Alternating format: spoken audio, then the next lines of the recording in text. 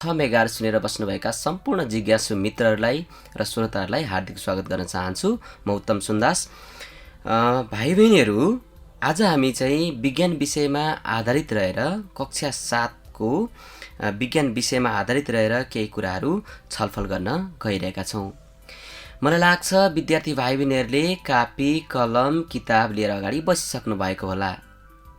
पक्कै पनि तपाईँ विद्यार्थी भाइ बहिनीहरूले आफूले नजानेका कुराहरू अथवा तपाईँलाई सोध्न मन लागेका कुराहरू अथवा तपाईँका जिज्ञासाहरू तपाईँले आफ्नो कपीमा टिपोट गर्नुहोस् र हामी तपाईँलाई नम्बर उपलब्ध गराउनेछौँ र त्यो नम्बरमा तपाईँले फोन सम्पर्क गरेर अथवा एसएमएस गरेर आफ्ना मनमा लागेका जिज्ञासाहरू पनि तपाईँले सोध्न सक्नुहुनेछ र हामी तपाईँको जिज्ञासा मेटाउने प्रयास गर्नेछौँ।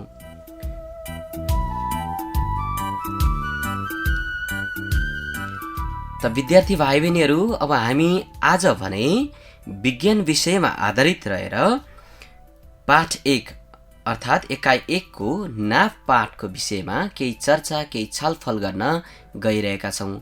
तपाईँ सम्पूर्ण विद्यार्थी भाइ बहिनीहरू नजिकै आएर बस्नुभएको होला, रेडियो सेट नजिकै बस्नु होला र आफ्ना जिज्ञासाहरू आफ्ना प्रश्नहरू पनि टिपोट गर्नुहोला, नबुझेका कुराहरूलाई टिपोट गर्नुहोला। अब भने हामी सुरुवात गर्न गइरहेका छौँ एकाइ 1 पाठ नाप। विद्यार्थी भाइ बहिनीहरू, हाम्रो दैनिक जीवनमा जब तपाईँ बजार जानुहुन्छ त्यतिखेर तपाईँ बजार जानुभएको बेलामा तपाईँले मलाई यति चिनी दिनुहोस् भनेर पक्कै पनि भन्नुहुन्न। त्यस्तै गरी तपाईँले कपडा किन्न जानुभयो, कपडा पसलमा कपडा किन्न जानुभयो भने पनि मलाई यति कपडा दिनुहोस् अथवा यति थोरै कपडा दिनुहोस् भनेर पक्कै पनि भन्नुहुन्न। किन त्यसो भन्नुहुन्न होला? यहाँनेरि प्रश्न चिन्ह खडा छ। त्यस्तै हामी तेल किन्न गयौँ भने पसलमा, किराना पसलमा हामी तेल किन्न गयौँ भने मलाई यति तेल दिनुहोस् न भनेर पक्कै पनि हामी हातले देखाउँदैनौँ होला। त्यो किन त्यसो गरिएको होला? यो विषयमा आधारित रहेर हामी छलफल गर्न गइरहेका छौँ। हेर्नुहोस् त, यो किन त्यसो नगरिएको होला? यति चिनी दिनुहोस् भनेर किन नभनिएको होला? त्यस्तै मलाई यति दाल दिनुहोस् भनेर किन नभनिएको होला? त्यस्तै मलाई यति थोरै तेल दिनुहोस् भनेर किन नभनिएको होला? सोच्नुहोस् त, त्यो किन त्यसरी नभनिएको होला भने त्यो वस्तु कति छ भन्ने कुरा हामीलाई एक्ज्याक्ट थाहा नभएका कारण हामीले यति दिनुहोस् भनेर भन्न नमिलेको होला। हामी पक्कै पनि चिनी किन्न गयौँ भने 1 केजी दिनुहोस् भन्छौँ होला। त्यस्तै कपडा पसलमा गयौँ भने 1 मिटर दिनुहोस् अथवा 2 मिटर दिनुहोस् भनेर भन्छौँ होला। त्यो भन्नुको मतलब हामीले के बुझ्नु पर्यो भने, हेर्नुहोस् त, त्यो मिटरसँग हामी कपडा बराबरी बनाएर जुन 1 मिटर हामीले कपडा मागेका छौँ भने 1 मिटरको स्केलमा हामी कपडा बराबरी राखेर कपडालाई टुक्रा गर्छौँ र हामी 1 मिटर भयो भनेर बुझ्छौँ। त यसको मतलब के हो भने मिटरसँग हामीले तुलना गर्यौँ, बराबरी गर्ने काम गर्यौँ। त्यस्तै चिनी लिन जाँदाको कुरा गर्नुहोस्। तपाईँले के गर्नुहुन्छ? पसलेले तपाईँले देख्नुहुन्छ कि तपाईँले 1 केजी चिनी माग्नु भएको छ भने तराजुको एउटा भागमा, एउटा पालामा 1 केजीको ढक राख्नेछन् र अर्को पालामा उनले चिनी प्लास्टिकमा चिनी राख्नेछन् र जब 1 केजीको ढक र चिनी बराबरी देखिन्छ, अर्थात् त्यहाँ रहेको सुईले, डन्डीले बराबरी देखाउँछ, तब हामी 1 केजी रहेछ भनेर बुझ्छौँ। किन त्यसरी तुलना गरिएको होला? हेर्नुहोस् त, एकैछिन विचार गरौँ त, किन त्यस्तो गरिएको होला? पक्कै पनि विद्यार्थी भाइ बहिनीहरू, चिनी भनेको अथवा तपाईँले जुन वस्तु थाहा नभएको वस्तु छ, चिनी भनेको अप्रमाणित वस्तु भयो, तर ढक भनेको प्रमाणित वस्तु भयो। त्यस्तै गरी स्केल भनेको चाहिँ प्रमाणित वस्तु भयो, संसारले विश्वास गर्नेछ त्यो कुरामा। हो, यो 1 मिटर हो, जहाँ चाहिँ यसको मान्यता रहेको छ।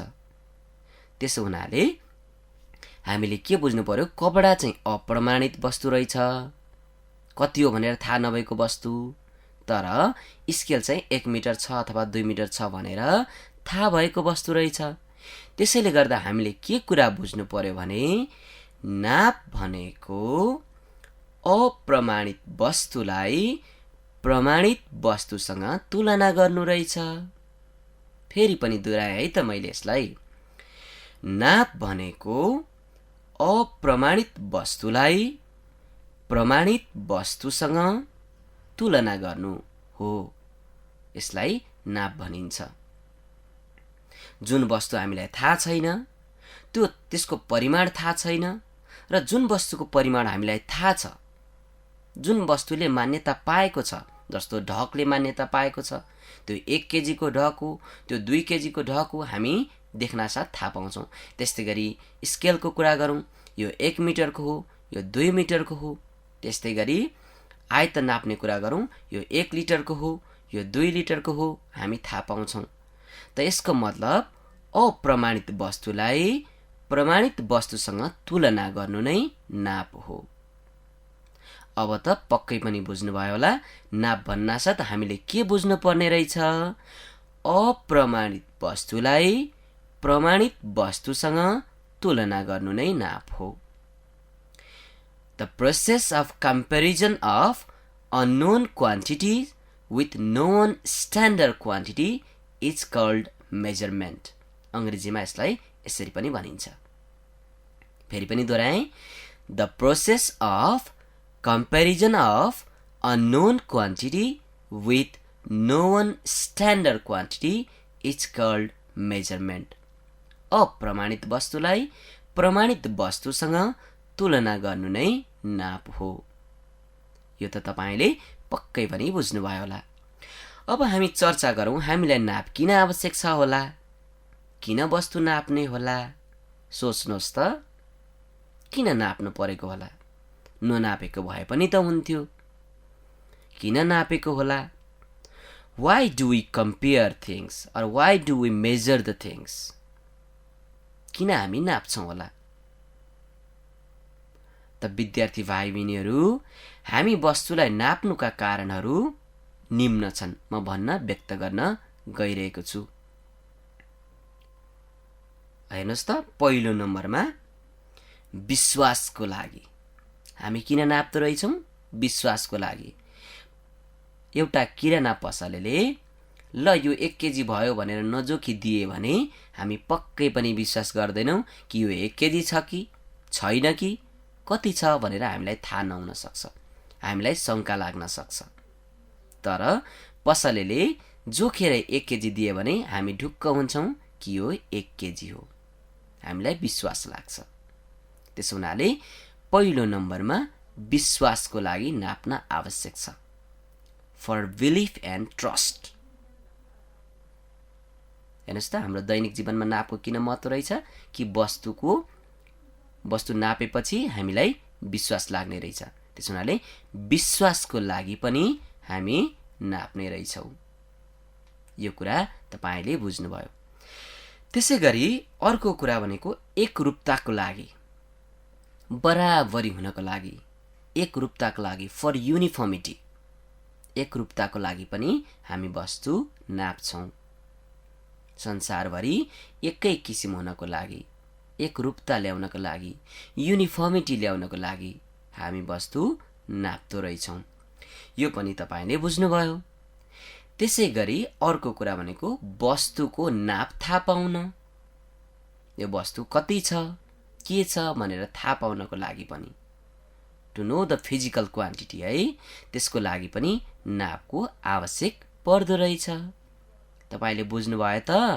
अब हेर्नुहोस् त, मैले 3टा कुरा भने, वस्तुको नाप थाहा पाउनको लागि, त्यसै गरी एकरूपताको लागि र विश्वासको लागि वस्तु नाप्न आवश्यक रहेछ।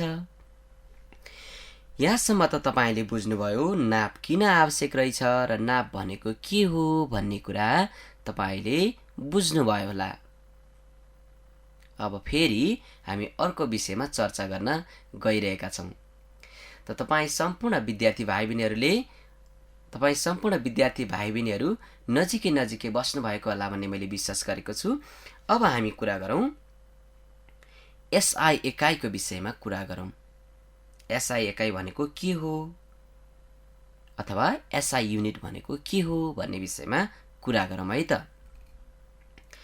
अब हेर्नुहोस् है त विद्यार्थी भाइ बहिनीहरू, अब एसआई एकाइलाई म परिभाषित गर्न गइरहेको छु।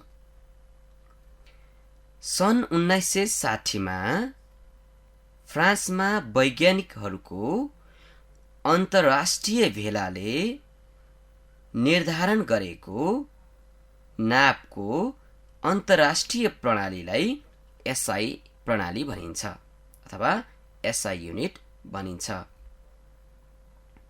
बुझ्नुभयो त? फेरि पनि दोहोऱ्याउँदैछु है त। सन् 1960 मा फ्रान्समा वैज्ञानिकहरूको अन्तर्राष्ट्रिय भेलाले निर्धारण गरेको नापको अन्तर्राष्ट्रिय प्रणालीलाई एसआई प्रणाली भनिन्छ। सन् 1960 मा चाहिँ विश्वका वैज्ञानिकहरूको अन्तर्राष्ट्रिय भेला भयो र त्यो भेलाबाट के गरियो त निर्धारण गरियो, नापको अन्तर्राष्ट्रिय प्रणाली एउटा निर्धारण गरियो जसलाई हामी एसआई प्रणाली पनि भन्छौँ। अब हेर्नुहोस् है, सबैलाई मान्य हुने गरी अन्तर्राष्ट्रिय मान्यता प्राप्त एकाइलाई एसआई एकाइ भनिन्छ। यो चाहिँ यो सबैलाई मान्य हुन्छ, सबैले यसलाई विश्वास गर्नुपर्ने हुन्छ, त्यसलाई नै हामी एसआई एकाइ अन्तर्गत राख्दछौँ। त विद्यार्थी भाइ बहिनीहरू, अब हामी चर्चा गर्नेछौँ कि यस प्रणाली अनुसार विभिन्न नापका आधारभूत एकाइहरूको विषयमा चर्चा गर्नेछौँ। फन्डामेन्टल युनिटको विषयमा कुरा गर्नेछौँ हामी। आधारभूत एकाइ भनेको कस्तो खाले एकाइ होला त? पहिला हामी त्यो विषय बुझ्न आवश्यक छ। विद्यार्थी भाइ बहिनीहरू, आधारभूत एकाइ भनेको त्यस्तो खाले एकाइ हो जुन चाहिँ अरू एकाइमा भर पर्दैन। अरू एकाइमा भर नपर्ने एकाइ नै आधारभूत एकाइ हो। बुझ्नुभयो त? अरू एकाइमा भर पर्नु भएन। अरू एकाइमा भर नपर्ने एकाइ नै के हो त? आधारभूत एकाइ हो। अथवा यसलाई चाहिँ तपाईले कसरी बुझ्नु पर्यो भने यो एकाइ चाहिँ यो एकाइबाट अरू एकाइ निर्धारण हुने हो, बन्ने हो, तर यो आधारभूत एकाइ भनेको चाहिँ यो कुनै पनि एकाइमा अरू एकाइमा भर पर्दैन। यसलाई हामी आधारभूत एकाइ अन्तर्गत राख्दछौँ। जस्तो कुरा गरौँ लम्बाइ। लम्बाइ हामी केमा नाप्छौँ त? आधारभूत एकाइ यसको के हुन्छ भन्दाखेरि मिटर। लम्बाइको के हुँदो रहेछ?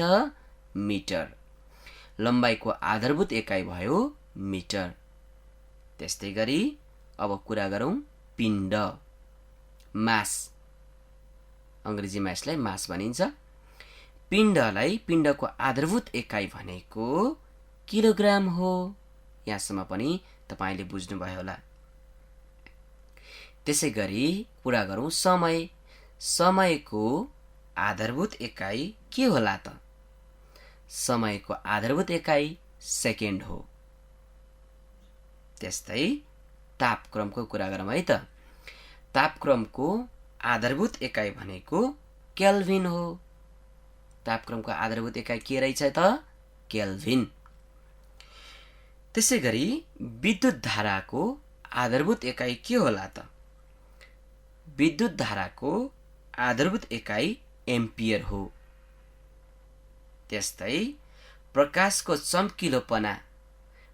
चम्किलोपनाको आधारभूत एकाइ क्यान्डला हो। फेरि पनि दोहोऱ्याए है त। प्रकाशको चम्किलोपनाको आधारभूत एकाइ के रहेछ? क्यान्डला। त्यसै गरी पदार्थको मात्राको आधारभूत एकाइ के रहेछ? मोल। पदार्थको मात्राको आधारभूत एकाइ के हुँदो रहेछ? मोल। अब फेरि दोहोऱ्याइदिए है त। लम्बाइको आधारभूत एकाइ मिटर, पिण्डको किलोग्राम, समयको सेकेन्ड, तापक्रमको केल्भिन, विद्युत धाराको एम्पियर, प्रकाशको चम्किलोपनाको क्यान्डला, पदार्थको मात्राको मोल। यहाँसम्म तपाईँले बुझ्नुभयो होला। अब तपाईँलाई मैले बताउन खोजेँ यो प्रमाणिक एकाइको स्ट्यान्डर्ड युनिटको कुरा गरौँ।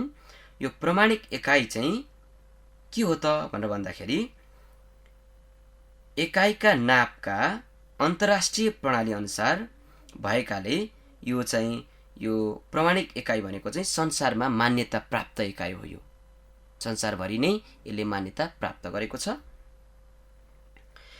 अब तपाईँले बुझ्नु पर्यो यिनीहरू संसारभरि मान्यता प्राप्त छन्। संसारको जुनसुकै कुनामा पनि जुनसुकै ठाउँमा पनि यसको के छ त मान्यता प्राप्त छ। यो तपाईँले बुझ्नुपर्ने भयो। त विद्यार्थी भाइ बहिनीहरू फेरि पनि कुरा गरौँ।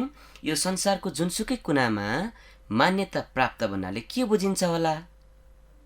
हेर्नुहोस् त, यसो भन्नुको मतलब चाहिँ अब 1 मिटरको कुरा गरौँ। लम्बाइ 1 मिटर छ भन्नुको मतलब संसारभरि नै त्यसको लम्बाइ चाहिँ 1 मिटर छ, उति नै छ, बराबरी छ भन्ने बुझ्नुपर्छ।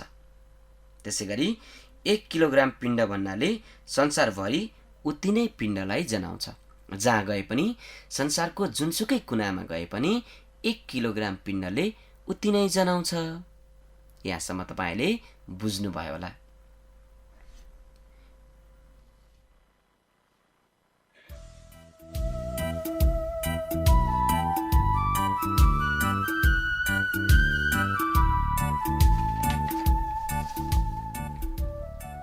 त विद्यार्थी भाइ बहिनीहरू अब फेरि पनि हामी सुरुवात गर्न गइरहेका छौँ।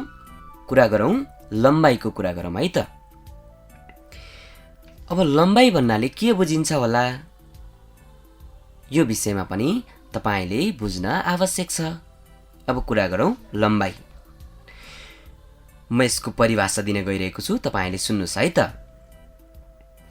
कुनै दुईवटा बिन्दुहरू बीचको दूरीलाई लम्बाइ भनिन्छ। फेरि पनि याद गरौँ यसलाई।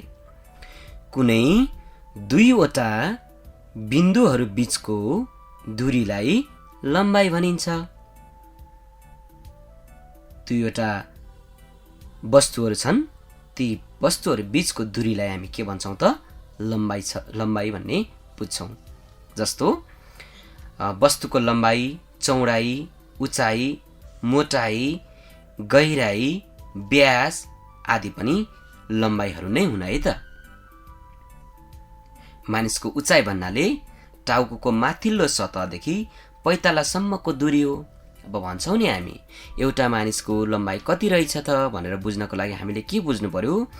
मानिसको टाउकादेखिको पैतालासम्मको दूरी नै के हो त? लम्बाइ हो। त्यस्तै हामी घरको उदाहरण दिउँ। एउटा घरको लम्बाइ कति हो त भन्ने प्रश्न आयो भने हामीले के बुझ्नु पर्यो त? घरको दुईवटा कुना, घरका छेउछेउका दुईवटा कुना बीचको दूरी नै त्यो घरको लम्बाइ हो। यसरी तपाईँले बुझ्नुपर्ने भयो। अनि लम्बाइ चाहिँ हामी केमा नाप्छौँ होला त? यो पनि आवश्यक छ। विद्यार्थी भाइ बहिनीहरू लम्बाइ चाहिँ हामी मिटरमा पनि नाप्छौँ, त्यसै गरी किलोमिटरमा पनि नाप्छौँ, सेन्टिमिटरमा पनि नाप्छौँ, मिलिमिटरमा पनि नाप्छौँ। तर तपाईँले यहाँ के बुझ्नु पर्यो भने मिटर चाहिँ यसको एसआई एकाइ अन्तर्गत पर्न आउँछ। लम्बाइको एसआई एकाइ के रहेछ त? मिटर। लम्बाइको एसआई एकाइ चाहिँ मिटर रहेछ। यो तपाईँले बुझ्नुभयो होला हैन? अब त्यस्तै गरी तपाईँलाई बताउँ, छोटो लम्बाइ नाप्न सानो स्केल प्रयोग गरिन्छ। त्यस्तै लामो दूरी नाप्न लामो टेप प्रयोग गरिन्छ। यो तपाईँले देख्नु भएकै होला। तपाईँले पनि तपाईँको कपीमा थोरै लम्बाइ नाप्नु पर्यो भने तपाईँले सानो स्केल प्रयोग गर्नुहुन्छ। त्यस्तै घर नाप्नु पर्यो भने तपाईँको कपीमा नाप्ने स्केल प्रयोग गरिँदैन होला, लामो खाले स्केल प्रयोग गरिन्छ होला। यो तपाईँले अथवा लामो खाले टेप प्रयोग गरिन्छ होला। यो तपाईँले बुझ्नुपर्ने भयो। थोरै नाप्नु छ अथवा छोटो दूरीको नाप्नु छ भने हामी स्केल प्रयोग गर्दो रहेछौँ भने लामो दूरीको नाप्नको लागि टेप प्रयोग गर्दो रहेछौँ। यो पनि तपाईँले बुझ्नुभयो। अब कुरा गरौँ अघि नै मैले भनिसकेँ, लम्बाई नाप्ने प्रमाणिक एकाइ भनेको मिटर हो। मिटरले चाहिँ हामी लम्बाइको प्रमाणिक एकाइ हो भन्ने हामी जनाउँछौँ। अब कुरा गरौँ विद्यार्थी भाइ बहिनीहरू, तपाईलाई कुरा गरौँ 1 सेन्टिमिटरमा कति हुन्छ होला त? मैले अघि नै कुरा गरेँ, हामी सेन्टिमिटरले पनि लम्बाइ नाप्छौँ, मिटरले पनि लम्बाइ नाप्छौँ, किलोमिटरले पनि लम्बाइ नाप्छौँ। तर यो बीचको सम्बन्ध के छ त भन्ने कुरा पनि अध्ययन गर्न आवश्यक छ। जस्तो कुरा गरौँ, 1 सेन्टिमिटरमा कति हुन्छ त? 1 सेन्टिमिटरमा 10 मिलिमिटर हुन्छ। 1 सेन्टिमिटर बराबर 10 मिलिलिटर हुँदो रहेछ। त्यस्तै 1 मिटर बराबर 100 सेन्टिमिटर हुन्छ। टिपोट गर्नुभयो, 1 मिटर बराबर 100 सेन्टिमिटर। पक्कै पनि टिपोट गर्नुभयो होला। त्यस्तै गरी 1 किलोमिटर बराबर 1000 मिटर हुन्छ। 1 किलोमिटर बराबर कति हुँदो रहेछ त? 1000 मिटर हुँदो रहेछ। तर तपाईले यहाँबाट बुझ्नु पर्यो, मिलिमिटर भन्दा सेन्टिमिटर ठुलो, सेन्टिमिटर भन्दा मिटर ठुलो र मिटर भन्दा ठुलो के रहेछ? किलोमिटर रहेछ। यो तपाईले बुझ्नुभयो होला। यसको सम्बन्ध पनि मैले तपाईलाई बताएँ। अब हामीले यसमा नापको कुरा गरिराखेका छौँ। त्यसो हुनाले वस्तुलाई कसरी नाप्ने त? वस्तुको लम्बाइ कसरी नाप्ने त? सही तरिकाहरू के हुन् त वस्तु नाप्नको लागि? यो कुरा जान्न आवश्यक छ। विद्यार्थी भाइ बहिनीहरू, अब तपाईसँग छलफल गर्नेछु कि वस्तुको लम्बाइ सही तरिकाले कसरी लिन सकिन्छ त? अथवा वस्तुको लम्बाइ सही तरिकाले लिएन भने प्रमाणित स्केलबाट नाप्दा त्रुटि हुन्छ, त्रुटि हुन सक्छ। यसरी हुन सक्ने त्रुटिहरू र नाप लिने सही तरिकाहरू म तपाईलाई बताउन गइरहेको छु। कुरा गरौँ, कसरी त्रुटि हुन्छ त? कसरी हेर्दा ठिक हुन्छ, कसरी नाप्दा ठिक हुन्छ भन्ने विषयमा कुरा गरौँ। तपाई तयार हुनुहुन्छ हैन? ल सुन्नुहोस् है त। पहिलो नम्बरमा कुरा गरौँ, हेराइको कोण नमिल्दा हुने त्रुटि। टिपोट गर्नुभयो, हेराइको कोण नमिल्दा हुने त्रुटि। म यसको बारेमा बताउन गइरहेको छु। पहिलो नम्बरमा टिपोट गर्नुभयो होला, हेराइको कोण नमिल्दा हुने त्रुटि। हेर्नुहोस् त, हामीले प्रयोग गर्ने स्केल बाक्लो हुन सक्छ। बाक्लो स्केलले नाप्दा आँखाको स्थिति नमिलेमा नाप गल्ती हुन सक्छ। फेरि पनि दोहोऱ्याए है त, हामीले प्रयोग गर्ने स्केल चाहिँ के हुन सक्छ? बाक्लो हुन सक्छ, ठिक हुन सक्छ। अनि बाक्लो स्केलले नाप्दा आँखाको स्थिति मिलेन, हामीले जुन तरिकाबाट हेर्नु पर्ने हो त्यसरी हेरेनौँ, आँखाको पोजिसन मिलेन भने त्यसमा चाहिँ गल्ती हुन सक्छ। त तपाईले के बुझ्नु पर्यो भने, त्यसरी हेर्दाखेरि, वस्तुलाई हेर्दाखेरि, वस्तुको लम्बाइ नाप्दाखेरि अनि त्यो वस्तुलाई हेर्दाखेरि त्यसको आँखाको हेराइको स्थिति मिल्नु पर्ने रहेछ, अनि मात्रै नाप सही आउने रहेछ। यो कुरा तपाईले बुझ्नुभयो होला। त्यस्तै विद्यार्थी भाइ बहिनीहरू, अर्को पनि एउटा त्रुटिको विषयमा कुरा गरौँ है त। अर्को त्रुटि भनेको छेउ खिएका स्केलले नाप्दा हुने त्रुटि। टिपोट गर्नुभयो, छेउ खिएका स्केलले नाप्दा हुने त्रुटि। हेर्नुहोस् त, कुनै स्केलहरू प्रयोग गर्दै जाँदा खिएका हुन्छन्। जब हामी स्केल प्रयोग गर्दै जान्छौँ, लामो समयसम्म त्यही स्केल प्रयोग गर्छौँ, त्यसो गर्दा स्केलका छेउहरू खिइन सक्छ। तपाईले पनि प्रयोग गर्नुभएको होला, तपाईले पनि अनुभव गर्नुभएको होला। धेरै समय हामीले एउटै स्केल प्रयोग गर्दाखेरि स्केलका छेउहरू के हुन सक्छ त? खिइन सक्छ, साइडको भाग पनि खिइन सक्छ। हो, यस्ता स्केलमा सुरुको चिन्ह हुँदैन। स्केल खियो भने त सुरुको के हुँदैन त? चिन्है हुँदैन। यस्तो स्केलको छेउबाट नाप्दा गल्ती हुन सक्छ। बुझ्नुभयो त? फेरि पनि दोहोऱ्याए है त। छेउ खिएका स्केलले नाप्दा हुने त्रुटिको मतलब के रहेछ? कि कुनै कुनै स्केलहरू प्रयोग गर्दै जाँदा अर्थात् लामो समय हुँदा स्केलका छेउहरू खिइन सक्छ। यदि स्केलको छेउहरू खिएको छ भने त्यस्तो स्केलले नाप्दा गल्ती हुन्छ। बुझ्नुभयो? पक्कै पनि बुझ्नुभयो होला। त्यस्तै अर्को, अब तपाईले बुझ्नु पर्यो यस्तो स्केलको कुनै निश्चित अङ्कबाट सुरु गरेर सही नाप लिन सकिन्छ। यदि स्केलको छेउ खिएको छ भने त्यो खिएको भागबाट गन्ती सुरु नगर्ने र अर्कै अङ्कबाट सुरु गरेर पनि हामीले सही नाप लिन सक्छौँ। अब कुरा गरौँ फेरि अर्को त्रुटिको विषयमा कुरा गरौँ। स्केल राखिएको नमिल्दा हुने त्रुटि। यदि हामीले स्केल राखेको मिलेन भने पनि नापमा, त्यसको लम्बाइको नापमा गल्ती हुन सक्छ। स्केललाई नाप्नु पर्ने वस्तुको किनारा समानान्तर गरी राख्नुपर्छ। यदि समानान्तर गरेर राखिएन भने पनि त्रुटि हुन सक्छ। मैले तपाईहरुलाई 3वटा त्रुटिका विषयमा कुरा गरेँ। अब तपाईले यो कुरा त बुझ्नुभयो होला पक्कै पनि। अब भने कुरा गर्न गइरहेका छौँ विद्यार्थी भाइ बहिनीहरू, पिण्डको विषयमा कुरा गर्न गइरहेका छौँ। मास, अंग्रेजीमा यसलाई मास भनिन्छ, नेपालीमा पिण्ड भनिन्छ। त यो पिण्ड भनेको के होला त? के हो पिण्ड भनेको? हेर्नुहोस् है त, म यसको परिभाषा दिन गइरहेको छु, तपाईले टिप्पण गर्नुहोस्। कुनै वस्तुमा भएको सम्पूर्ण पदार्थको परिमाणलाई त्यस वस्तुको पिण्ड भनिन्छ। फेरि पनि दोहोऱ्याएँ, छिटो छिटो हुन सक्छ। ल लेख्नुहोस् है त। कुनै वस्तुमा भएको सम्पूर्ण पदार्थको परिमाणलाई त्यस वस्तुको पिण्ड भनिन्छ। बुझ्नुभयो त? तपाईले बुझ्नु पर्यो। यदि पदार्थ बढी भएमा पिण्ड पनि बढी हुन्छ, पदार्थ कम भएमा पिण्ड पनि कम हुन्छ। र एउटा भुल्नै नहुने कुरा चाहिँ पिण्ड चाहिँ संसारको जुनसुकै कुनामा लाए पनि एउटै रहन्छ।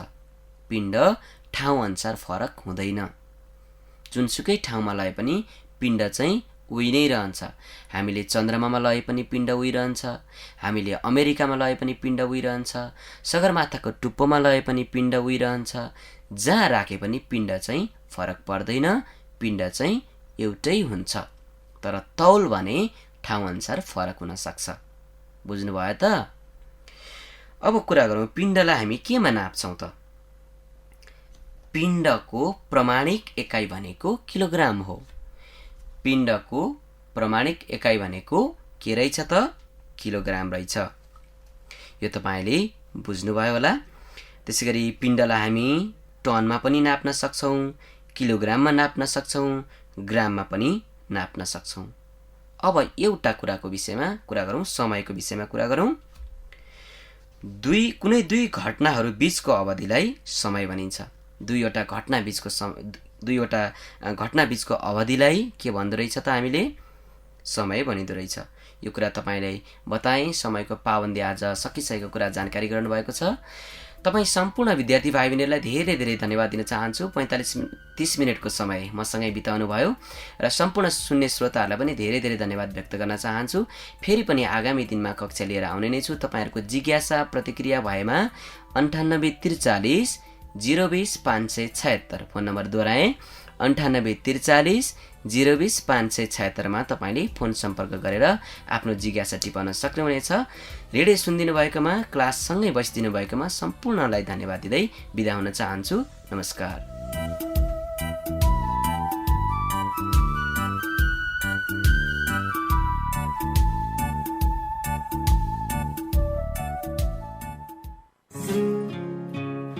तपाईँ टाढा भए पनि नजिक भए पनि तपाईँ जहाँ हुनुहुन्छ हामी त्यही हुनेछौँ। सूचना, शिक्षा र मनोरञ्जनको साथमा हामी हरपल तपाईँ सँगै हुनेछौँ। Radio Rosy 101.6 megahertz.